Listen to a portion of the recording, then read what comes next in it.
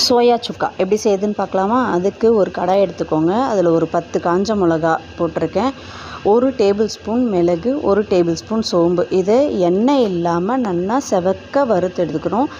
இந்த பதத்துக்கு வறுத்தெடுத்தால் போதும், ரொம்ப கருகிடாமல் பார்த்துக்கோங்க.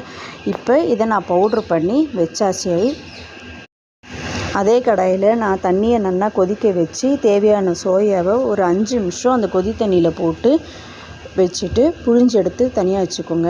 இப்போ அதே கடாயில் நல்லா ஒரு குழிக்கரண்டி அளவுக்கு எண்ணெயை விட்டுண்டு பொடி பொடியாக நறுக்கின வெங்காயம் நல்லா செவக்க வதங்கணும். இது வதங்கினதுக்கப்புறம் 1 ஸ்பூன் இஞ்சி பூண்டு விழுதை ஆட் பண்ணிக்கோங்க. கெட்டியாக இருந்தால் 1 ஸ்பூன் போதும், தண்ணியாக இருந்தால் 1.5 ஸ்பூனாக போட்டு நல்லா பச்சை வாசனை போகிற அளவுக்கு நல்லா வதக்கிக்கோங்க. இது நல்லா பச்சை வாசனை போனதுக்கப்புறம் ஒரே ஒரு தக்காளி பழத்தை நல்லா குறுகுறுன்னு நறுக்கி அதுவும் நல்லா குடையிற அளவுக்கு வதக்கிக்கணும்.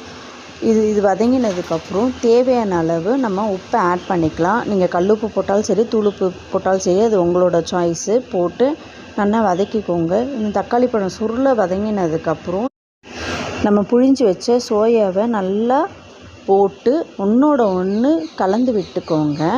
இது ஒன்று சேர கலந்து விட்டதுக்கப்புறம் நம்ம அரைச்சி வச்சுருந்தோம் இல்லையா, அந்த மசாலா பவுடரை ஆட் பண்ணிக்கோங்க. நான் இப்போ இதில் பாதி தான் போடுறேன், தேவையான அளவு நீங்கள் போட்டுக்கோங்க. ஏன்னா நான் நிறைய போட்டு இது பண்ணதுனால இந்த சோயாவுக்கு எவ்வளோ தேவையோ அதை மட்டும்தான் நான் போட்டிருக்கேன். இப்போ இதை நல்லா ஒன்று சேர மிக்ஸ் பண்ணி எடுத்துக்கோங்க. இது கூடவே தூண்டு மிக்ஸி ஜார் அலம்பி விட்ட தண்ணியை நம்ம சேர்த்துக்கலாம். சேர்த்து வச்சுட்டு ஒரு மீடியம் ஃப்ளேமில் ஒரு 10 நிமிஷம் மூடி போட்டு இந்த மாதிரி வச்சுக்கோங்க. இது நல்லா ஒன்று சேர மசாலா குக் ஆகிறதுக்கு தான் நம்ம ஒரு 10 நிமிஷம் மூடி போட்டு வச்சுருக்கோம். இது கூடவே 1 ஸ்பூன் கரம் மசாலா போட்டுக்கோங்க. சின்ன ஸ்பூனால் 1 ஸ்பூன் கரம் மசாலா போட்டுட்டு கொத்தமல்லி கருவேப்பிலையை தூவி இறக்கினா நம்மளோட சுவையான சோயா சுக்கா ரெடி. இதை நீங்கள் ட்ரை பண்ணி பார்த்துட்டு எனக்கு கமெண்ட் பண்ணுங்கள். இந்த வீடியோ பிடிச்சிருந்தால் லைக் பண்ணி ஷேர் பண்ணுங்கள். மறக்காமல் கீதா மாமி ரெசிபீஸ்க்கு சப்ஸ்கிரைப் பண்ணிவிடுங்க. தேங்க்ஸ் ஃபார் வாட்சிங் with me Seetha Lakshmi. Bye.